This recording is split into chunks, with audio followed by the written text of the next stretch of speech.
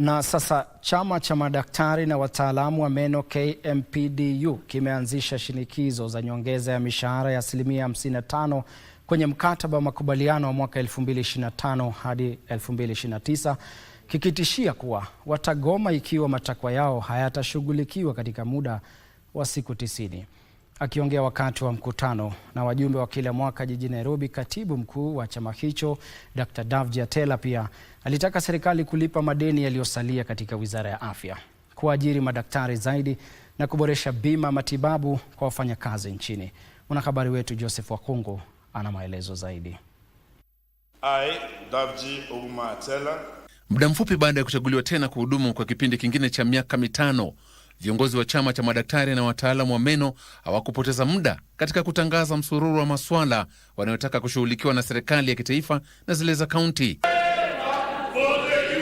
Kwenye orodha ya matakwa hayo ya madaktari ni swala la mishahara katika mapendekezo ya mkataba wa makubaliano wa mwaka 2025 hadi 2029, ambalo katibu mkuu wa KMPDU Davji Atela anasema utakuwa wa kwanza katika kipindi cha muongo mmoja. And so we had a proposal to ask for 30%, but the doctors have resolved that this government, based on the inflation of the years, they're asking for 55%.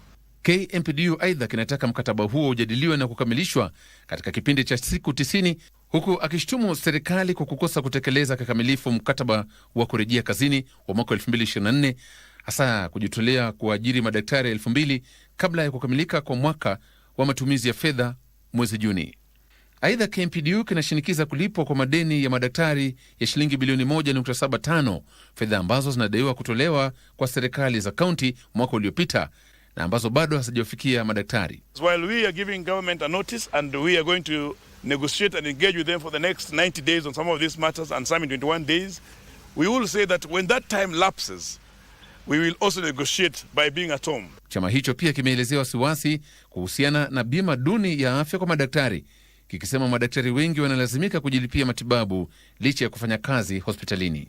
Kufuatia matakwa mapya ya madaktari kuhusiana na nyongeza ya mshahara, macho yote sasa yanaelekezwa serikalini kubaini hatua itakazochukua ili kuhakikisha kwamba taifa halikumbwi na mgomo mwingine. Nikiripotia Dira ya Magwiji jijini Nairobi, jina langu ni Joseph Wakungu.